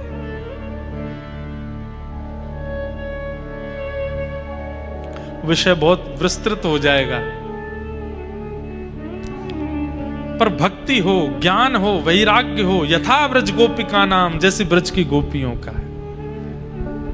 गोबर थापती हैं, लेकिन गोबर थापते थापते भी कहती है न खलु गोपिका नंदनो भवान अखिल देहि नाम अंतरात्म दृक्। कन्हैया, हम जानती हैं तुम नंद जी के लाला नहीं हो, तुम यशोदा के लाला नहीं हो। ठाकुर जी डर गए, इनको पता तो नहीं चल गई कि मैं कहीं वसुदेव और देवकी को लाला हूं। गोपियां ठाकुर जी बोले तो फिर मैं कौन को लाला हूं? गोपी बोली अखिल देहि नाम अंतरात्म दृक्, पूरे ब्रह्मांड के समस्त जीवात्माओं के चित्त में रहने वाला वो परम तत्व परमात्मा तुम ही हो, हम जानती। ठाकुर जी बोले इनको तो पता है कि मैं परमात्मा हूं, इनको तो पता है कि मैं ईश्वर हूं, फिर भी मेरे साथ ऐसी बाल लीला कर रही है। ठाकुर जी तो गोपियां बोली नाटक करना आप पे ही आता है क्या? हम पे भी आता है। अगर आप बालक बने हो तो हम भी आपके साथ बाल भावी रखते हैं, बाकी जानती हम सब हैं कि आप कौन हो। अद्भुत है। तो इसलिए भक्ति में ज्ञान और वैराग्य दोनों चाहिए, पर कितने? अति ज्ञान भी नहीं, अति वैराग्य भी नहीं, केवल उतना ही जितना भागवत जी में है। ज्ञान कितना चाहिए कि सही गलत की पहचान, और वैराग्य कितना चाहिए कि सामने कोई भी विषय वस्तु आ जाए मन विचलित ना हो, इतना वैराग्य। बस इसके सहित जब भक्ति में आएंगे ठाकुर जी मिल जाएंगे। तब भक्ति ज्ञान वैराग्य के वर्धन के लिए नारद जी महाराज ने भागवत की कथा कराई। किसने की? सनक सनंदन सनातन सनत कुमारों ने। उस कथा में आते ही भक्ति ज्ञान वैराग्य दोनों पुष्ट हो गए, और श्रीमद् भागवत जी की कथा से ज्ञान वैराग्य की पुष्टि हुई। आत्मदेव नाम के ब्राह्मण थे, धुंधुकारी उनका एक पुत्र था, महान दुष्ट था। उसके दूषित कृत्यों के कारण मां ने प्राण त्याग दिए, पिता ने घर छोड़ दिया। माता पिता को कष्ट पहुंचाने के कारण बालक को मृत्यु के बाद प्रेत बनना पड़ा। ये बात याद रखिएगा बंधुओं। हम बच्चों को तो बहुत समझाते हैं, पर आजकल माता पिताओं को भी समझाने की बहुत जरूरत हो गई है। माता पिता भी बड़े विचलित होते जा रहे हैं हमारे भारत के। बच्चा धुआं उड़ाता है, उससे दिक्कत नहीं है। बच्चा पीला पानी पीता है, उससे दिक्कत नहीं है। बच्चा मांस खाता है, उससे दिक्कत नहीं है, पर पूरे दिन कथा सुनता है, इससे बहुत दिक्कत हो जाती है कई माता पिताओं को। ये ताली बजाने वाली बात ही नहीं है। अरे कोटा वालों क्या कर रहे हो आप? ये ताली बजाने वाली बात है? हमसे पूछिए, हमसे हजारों लोग मिलने आते हैं, आधे से ज्यादा बच्चे रोते हुए आते हैं। क्यों? कई बच्चे तो ऐसे हैं कि वो उन्होंने प्याज लहसुन खाना बंद कर दिया, तो उनके माता पिता जबरदस्ती अंदरूनी रूप से किसी सामग्री में मिला के खिला देते हैं, ऐसा तक करते हैं। हमारी उन माता पिताओं से प्रार्थना है, काय को हिरण्यकश्यप बन रहे हो? वो दिन दूर नहीं होगा कि नृसिंह प्रकट हो जाएंगे। फिर दौड़ते डोलोगे तो ब्रह्मांड में कोई रक्षा नहीं करेगा। फिर कम से कम बच्चे व्यसन तो नहीं कर रहे, गलत काम तो नहीं कर रहे हैं। जैसे तैसे व्यासपीठ के माध्यम से, कथाओं के माध्यम से, भक्ति पथ के माध्यम से बच्चों में सुधार आ रहा है, वो भक्ति मार्ग की ओर बढ़ रहे हैं। कोई मीरा के पथ पर, कोई कृष्णदास के पथ पर चल रहा है, आप क्यों उनको इस प्रकार से प्रताड़ित कर रहे हैं? अच्छी बात है कि बच्चे व्यसन नहीं करते, बच्चे सुधर रहे हैं, उन माता पिताओं से हमारी प्रार्थना, कृपा करके ऐसा व्यवहार बच्चों के साथ ना करें।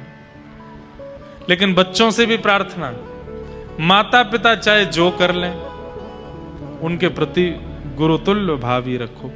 प्रहलाद जी के लिए नृसिंह भगवान प्रकट हुए, उसमें जप भी था, तप भी था, नाम जप भी था, प्रहलाद जी की भक्ति भी थी, लेकिन एक तरफ इतना अत्याचार करने वाले पिता के प्रति प्रहलाद जी का जो समर्पण भाव है, उस पर भी ठाकुर जी रीच करके आए कि भले ही पिता ने कितना भी गलत किया हो, लेकिन प्रहलाद ने अपने पिता की कभी निंदा नहीं की, अपने पिता को कभी कुदृष्टि से नहीं देखा।